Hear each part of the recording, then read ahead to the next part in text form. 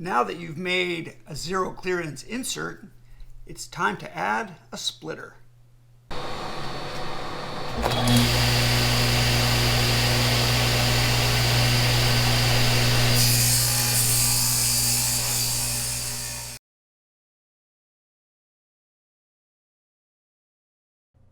After you make the required plywood blanks, unplug your saw until it's time to test. First, let's understand the theory of what's going on here with this splitter and the splitter plate and this jig to try to get it installed. The most important concept is that you already have your curve, is that the line of the splitters is going to be dead centered on this curve line, right down the middle. And that might not be true for the curve keeper. This video isn't about that. But you can see that even with the jig, I've managed to get my holes just a tiny bit to the right. And in fact, when I first did it, they were a little bit too much to the right, and I had to fill them with epoxy and try again, which I did. And they're almost centered. But I don't think you need come on guys, I don't think you need a piece of wood in between. I sort of think that's a bad design, and I don't think you need this thing to make things complicated. I think you could just draw a line down the center of your curve onto your throat plate like this. You won't have the holes, right? And then use that line. If you're going to use this jig, look with a flashlight or something, make sure that you're dead centered on this line, because it has to be centered on the curve. You can see that my holes are a little bit this way, and it works okay. But that's because this jig lets you, install it a little bit one way or the other. And so as long as you keep in mind that you have to be dead centered, whether you do this yourself, you could even make your own jig. You could measure it and mark, wouldn't be difficult, just mark and drill. Another thing to keep in mind is that this drill bit is really just a bit small for this, at least in this material. I had to widen this. I had to, wiggle it around a little bit to get a little extra room for these to fit down into, because it is going to be a snug fit and they have to go all the way down. You can't have them stick out a little bit. They've got to go all the way down, and it can't be too hard. I mean, I've got it to where I can get them out and out, but to have that snug of a fit, you need to actually wiggle this bit around a bit. It's too small. All right, now I'm going to make this video using this jig, and to the best of my ability, because this part is a bit confusing, and I just want to make sure that these holes are all in a straight line right here. That's what counts. And then at the end of this video, I'm going to show you, and I'm going to show MicroJig an idea for a better way to lay this out, and a better kind of jig they might be able to make that would even be easier for all of us installing our MJ splitters. The instructions for installing these are not that good. There are a few mistakes, and the illustrations are okay, but there's no video. They have a fantastic guy named Morgan who makes great instructional videos, but they for some reason haven't made a video for this. So I'm going to try to make a video to show how I put my splitters here on my throat plate. And I'm going to be using just the two regular splitters, which are these, and not the curve keepers, which would be for people working with figured or very strong wood that might want to come back in around after it's cut. I don't do that, so I'm not worried about the curve keepers. They want you to start off by making two setup boards that are 15 inches by 4.5 inches long. Now mine are not. Mine are about 14 inches, because that's what I had on hand. And they want you to leave this much, just mostly for the integrity of the piece, that if you go too far, it might start to wiggle, and that's bad. But because I've got 14, I have to extend this line here. So I've made a deeper cut here, which will help us later, you'll see. So I've got the template screwed in now. I used self-centering drill bits to make pilot holes, and then I put this in.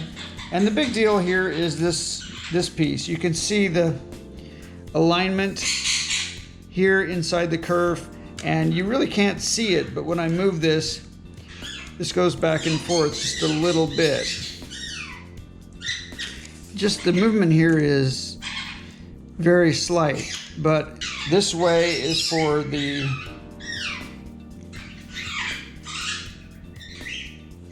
I've gotten it wrong. This way is for the double splitter. So I will go the other way. That's why it has the orange, because most people will, that's why it has the arrow here, because most people will set up a double splitter system. Fewer people will use the kerf keeper. So I'm going this way against the board. I'll push that way. I'll hold it. And I'll tighten that down. So everything I think is more or less aligned. You can see why I had to make the slot a little longer, because I don't have the full 15 inch. And now you see here we have one, well, we don't have one, I don't know. We have 3 marks. 1, 2, 3. I have no idea what the other, this must be for other size blades. Now, keeping the blade all the way up, I have put in a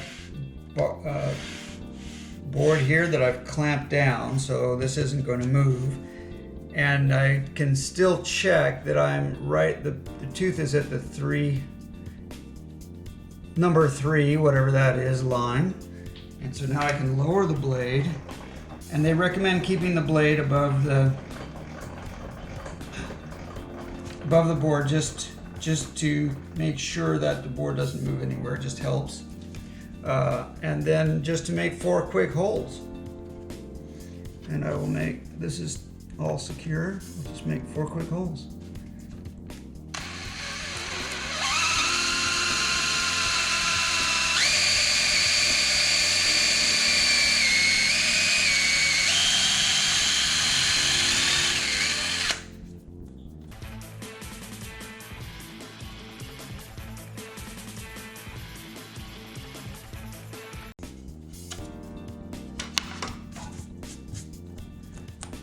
It looks like 4 holes.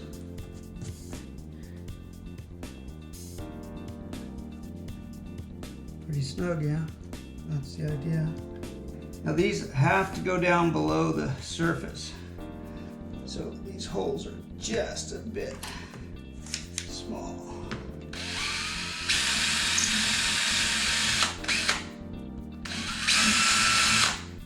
Don't want to make them too big.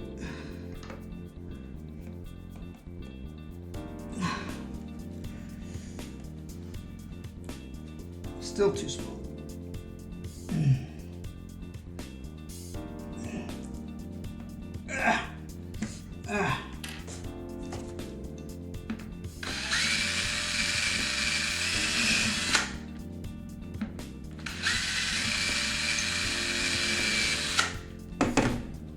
Now we chamfer.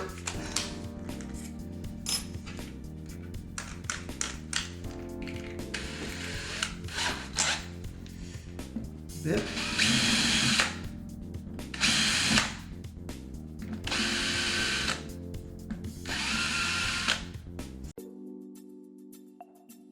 Now this is the part where Morgan needs to make a special video, because he knows much more about this than I do, but here's my understanding. These things have pluses, and the MJ means that it has 0 extra width, so it doesn't push toward the fence. And then when you see a single plus, it's 3/1000 of an inch more toward the fence. 2 pluses is 6/1000 of an inch more toward the fence, and so forth. This first one we're going to set up to push toward the fence. The second one will push away from the fence. Okay, I figured out that problem. If this is just a little bit high like it was, if this is just a little bit high, you're hitting the base, you see? I'm hitting the base of the splitter, so the splitter has to be all the way in. There we go, and now it goes smoothly. I had to debug that. And now this has no tension. This does not push against the fence, okay? So here comes our board. And it has no tension, and you can see there's plenty of clearance over here. And it just touches here, but it's really not pushing. Okay, now the next option is 1 plus, that's 3/1000ths. And get it all the way down. And now let's see, how does that go? What happens as our board comes through? And now I definitely feel more resistance here. There is pressure toward the fence here. This is featherboarding toward the fence. There's no question about that. I want to see if I can show you this.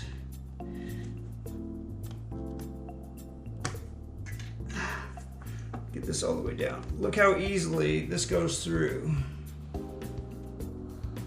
Okay, no problem. This is almost like, okay, there's no pressure. And now, and this is the video Morgan should be making, but I'll do a first pass and then he can do it better. And then here's the second one, and look at that, that's harder. That's harder. So that's 3/1000ths, but here's 2. Let's see. That's gonna slow it down a bunch more. And is that somehow better that it's pushing away? I mean, the main thing that it's doing is splitting. So I don't see a benefit in featherboarding harder onto the fence unless my material was very curvy or really, I don't know, hard to control. I'm not sure. I can't really imagine when I would want to push harder onto the fence at that point in the cut. And certainly 3 is going to be too much. I have no desire for 3. So I think 1 sounds like a good start. And I'll use the MJ. Oh, that has 3 on the other side. So I'll use the 1. What do you get? You get 4. So there's pairs. So you get MJ, and then you get a 1, 2, and then you get an MJ, and that has a 3 on the back, and then you get a 1, 2. So that's the pairs. So here I'm going to use a 1 here. And now on the other side of the curve, as we come through, we could have 0, which is MJ, so let's try that. So here's our 0. Okay, and again, I feel it here, sure, and here there's nothing. In fact, you can see daylight right here, so there's nothing going on there. And my other choice, though, on this side with this splitter is 3, which is going to be a lot. So now that's pretty good. So now it's just splitting. I kind of like that. It's just opening up. You don't feel that much. It's a roughly equivalent pressure on each side. And why? Because there's nothing to constrain over here, so a 3 is actually reasonable. So this is my splitter setup. I have no real desire to do the kerf keeper. You can watch another video for that. But this is then my throat plate, and this won't change. This is done, and I can now just keep it like that and set up another throat plate for my other blade. So here's my idea. I've got an idea for maybe a better way to do the jig. Now, I'm not an expert like the guys at the brilliant minds at MicroJig, but it's just a concept that I thought about while I was lying in bed and decided to mock it up. And the idea is to use the kerf. You've already made a kerf, so use it to center your holes. Why not? So here's a quick thing I just made up, and it's got 4 holes, and they should all obviously be on a center line, and they should be laid out properly. And you know, this isn't perfect, but this, if you made this in plastic, You could make one for the splitter, one for the kerf keeper. You could make one for thin kerf, and you could make one for 1/8. And that would just assure that everything goes on the center line. And look, there's no messing around. You just drill straight into the plastic without going through another piece of plywood. It gives you more of a direct route to making these holes, and you can't screw it up. There's nothing to adjust. You don't have to have two huge pages of no. You don't have to have 2 huge pages of documentation. My gosh, you just stick this in, you make your 4 holes, and then all you have to do is learn about the plus minus stuff, which a video is better, but at least you could make a few drawings and try to explain it better than they do. So this is just my idea. It's just a quick, whipped it up, and I thought it might be something to look into. I know that tooling is not cheap, but it's getting cheaper, and MicroJig might consider something simpler. There are many options for putting a splitter into a throat plate, and they don't have to be these, but I really, really like the MJ splitter system. I just wish it were easier to install. This is David Siegel for Cutting Through the Noise.